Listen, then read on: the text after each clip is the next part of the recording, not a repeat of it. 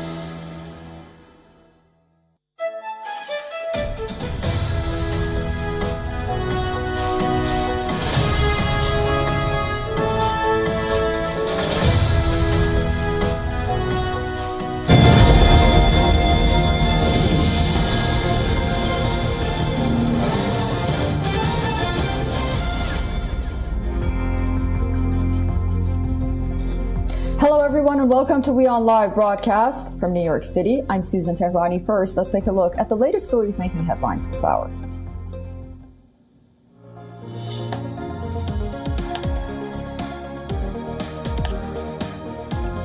Britain supplies Storm Shadow long-range cruise missiles to Ukraine. The move allows Ukrainian forces to hit Russian troops and logistics hubs deep behind the front line.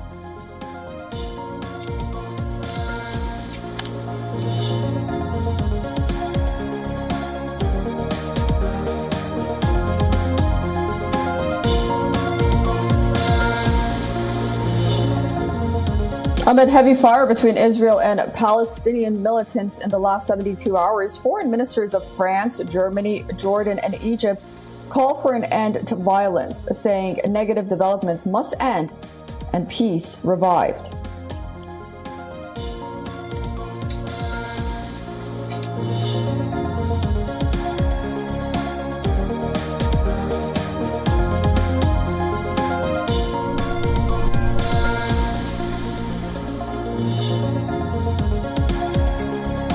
Turkey election candidate Muharrem İnce pulls out of the presidential election race, for which elections are due on Sunday. It'll now be a direct fight between President Recep Tayyip Erdogan and the opposition's Kemal Kılıçdaroğlu.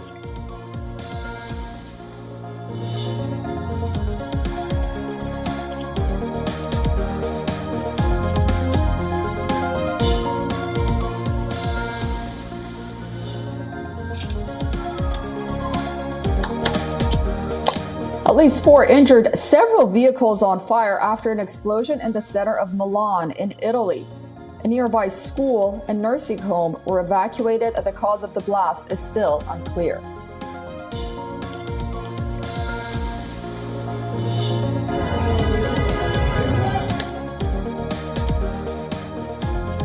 Japanese multinational SoftBank Group reports annual net loss of $7.2 billion after a bad year for the tech startup sector, in which it is heavily invested in.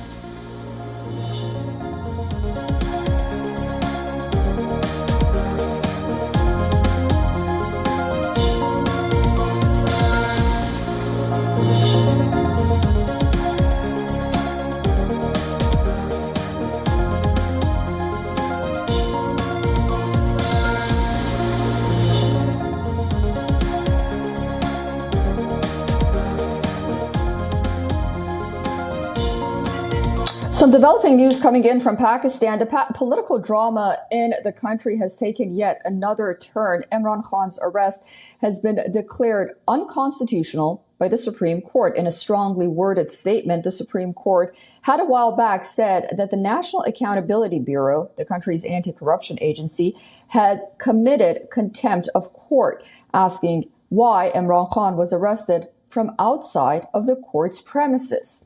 The top court has ordered the release of Imran Khan. The court says the arrest made by the authority was unconstitutional and that it was wrong. A 3-member bench of the top court heard the PTI chairman's plea against his arrest in the Al Ghadir Trust case. 2 days back, Imran Khan was dragged out by paramilitary troops who smashed their way into a courthouse in Islamabad. He is presently under an 8-day custody over a corruption case. The charges brought by the NAB. The arrest sparked massive protests. There were vandalism, violence, and chaos. Imran supporters came out in large numbers on the streets, be it the capital Islamabad or Peshawar, Lahore, or Rawalpindi. Every city witnessed unruly scenes. The police and the paramilitary forces had a tough time as protesters lobbed stones and fought pitched battles with the cop. At least 9 people have died in protest-related incidents. Hundreds of police officers have been injured and more than 2,000 people arrested across the country, mostly in Punjab and Khyber Pakhtunkhwa provinces. The army has been deployed in 3 provinces, including Punjab, the most popular, the capital Islamabad, and in Khyber Pakhtunkhwa province to restore peace. Tensions still remain high with troops and police on the street in major cities. The army has warned Imran supporters that it will respond firmly if there are further attacks on its assets, asserting that during the violence it showed restraint, patience, and tolerance.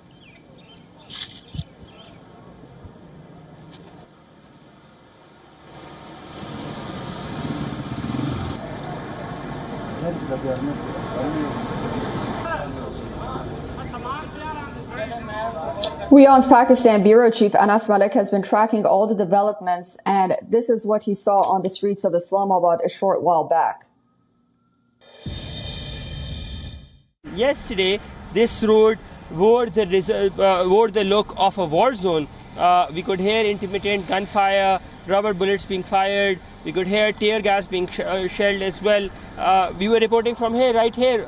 Towards my right is the place where we were reporting from.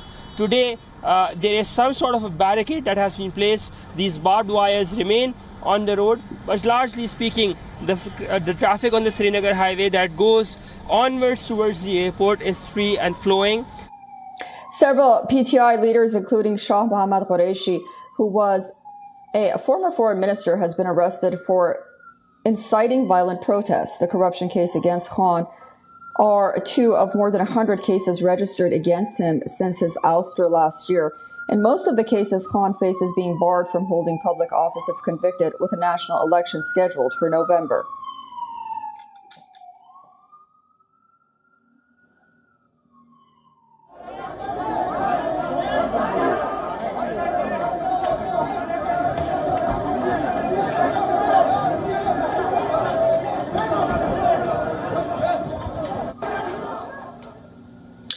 For more on this, we are being joined by our Pakistan Bureau Chief, Anas Malik from Islamabad. We're also being joined by Mateen Haidar from Islamabad, who is a senior journalist and a political analyst. Great to see you both. Anas, tell us, what is the latest and what does this mean on the part of the Supreme Court calling this arrest unconstitutional?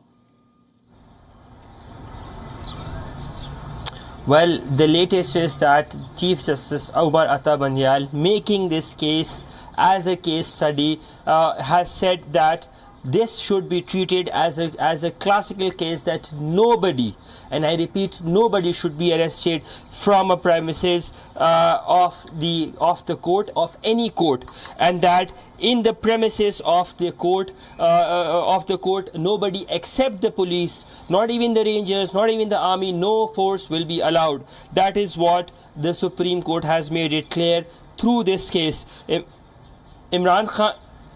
Imran Khan's, there seems to be some audio issue. Imran Khan's case, Imran Khan had pleaded for the fact that he wants to go back to Bani Gala, that's his Islamabad residence, and that plea has been rejected.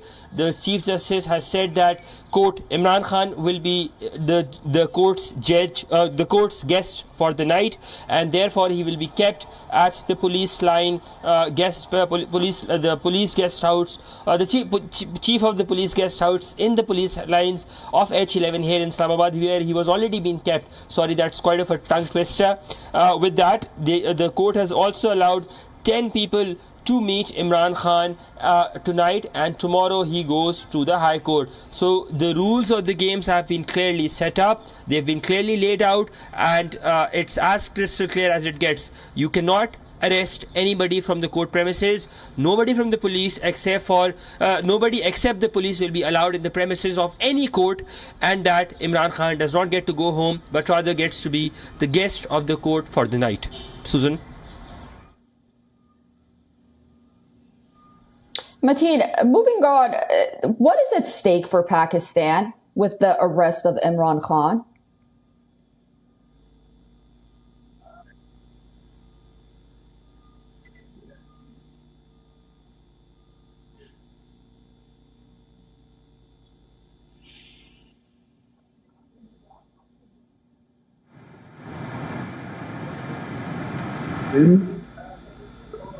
Hello? Can you hear me? Okay, we are also being joined by Mateen Haidar. I can't hear you. Yes, Mateen, I can hear you. I don't know if you heard my question or not. My question was, yes, what's at stake for Pakistan with the arrest of Imran Khan?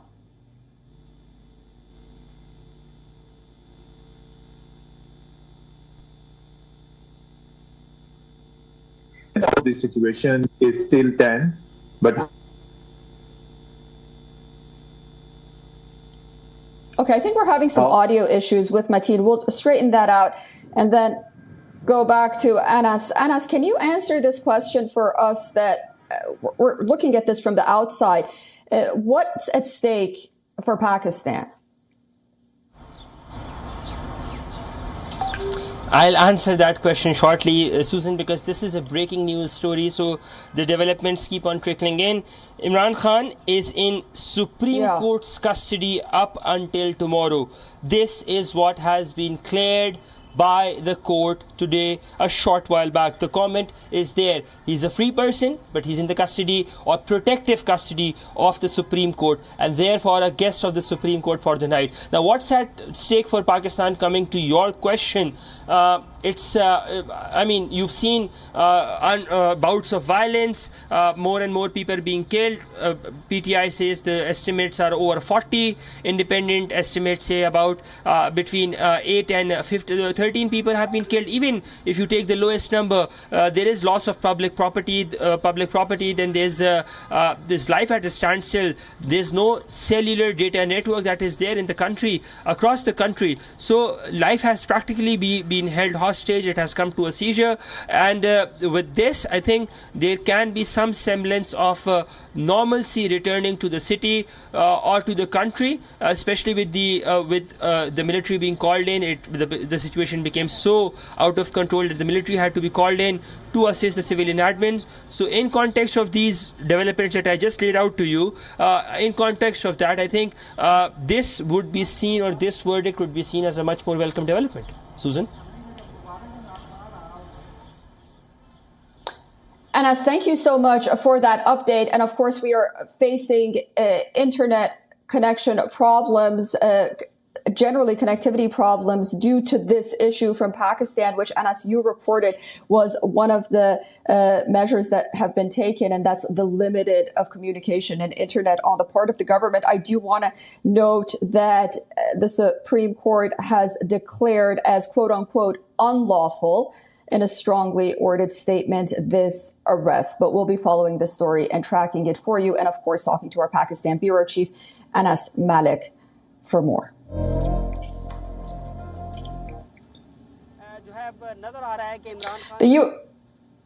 The U.S. government is all set to lift a COVID-era immigration policy known as Title 42, which has blocked migrants from certain countries caught at the U.S.-Mexico border from seeking asylum since 2020. The new changes by the U.S. administration to entry rules has raised confusion among prospective migrants waiting to cross the border, as well as state governments across the country bracing for an influx. More details in our next report.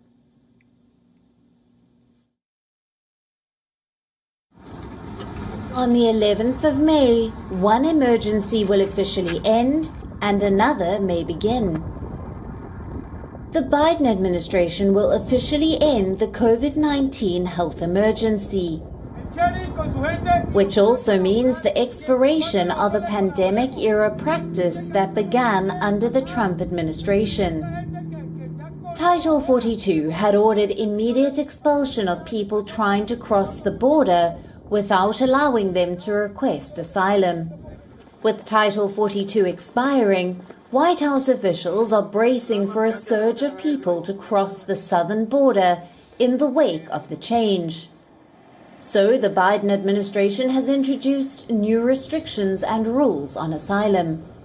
It has taken steps to try to deter irregular migration, including temporarily deploying 1,500 soldiers to the U.S.-Mexico border, as well as signing a deal with Mexico on the 2nd of May that will allow the United States to deport non-Mexicans to the country.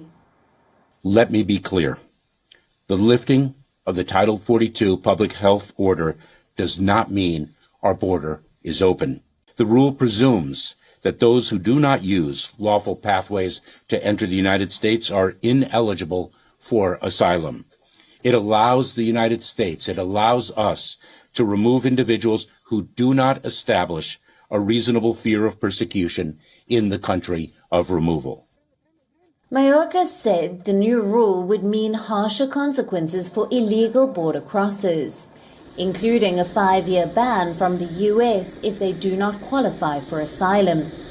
Migrants have been amassing in Mexico this week, and those who have already crossed into the U.S. are straining border cities. I'm like in limbo. Let's see what happens. I hope to be able to pass to the United States because I have a son there. He's 18 years old, and I want to be with him. Some migrants have said they are scrambling to enter the country before the new rules come into effect. This time, we're trying to cross illegally because we previously turned ourselves into the Border Patrol and they didn't process us. They didn't call our contacts and families in the United States. On May 11th, things are about to change. We will no longer be able to enter in the same way. It will be stricter.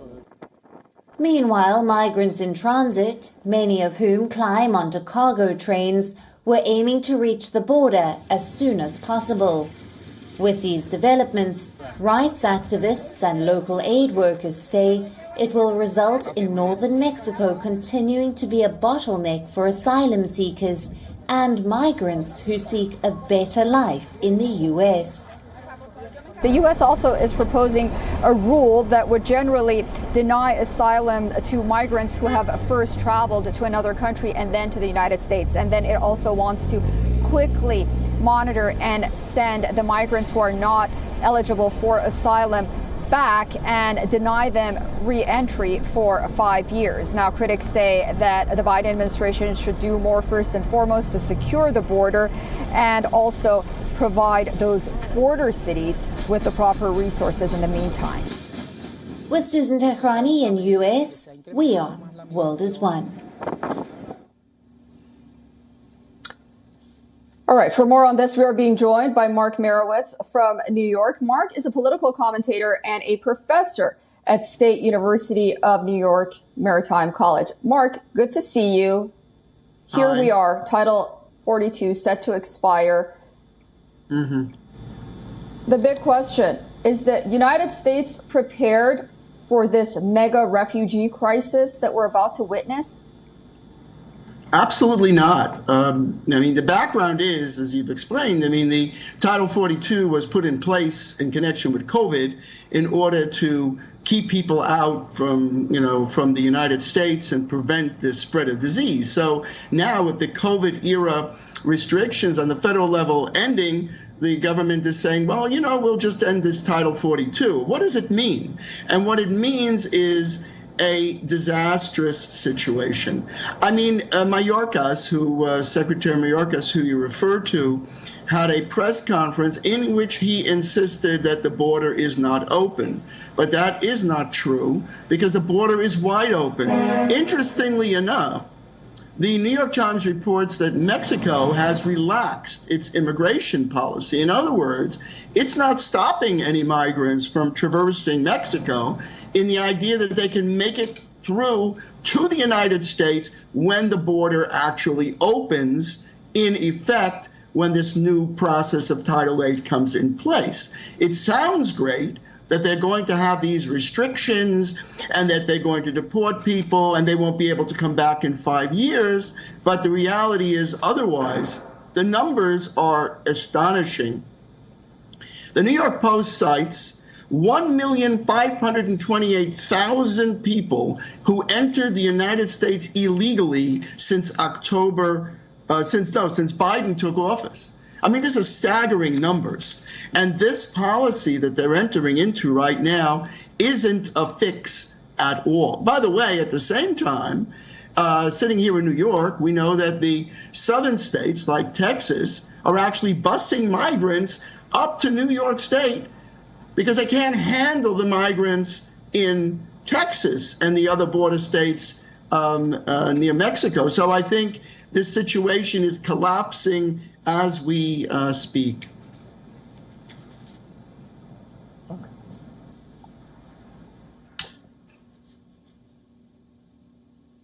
There's so much more to talk about. And then you have really, as you mentioned, Alejandro Mayorkas constantly telling us, don't believe your lying eyes, listen to us. We'll see, what happens after Title 42 is expired. No one is benefiting, not the migrants, not the United States. We'll have to see whether Biden administration's policies really do work. Well, thank you, Mark Merowitz, for joining us from New York, as always. And to our viewers, thank you so much for staying with us and watching. That's all from us. WION Live Broadcast, New York City. I'm Susan Tehrani. I'll see you tomorrow. Don't go away. A lot more news and headlines coming up next on WION.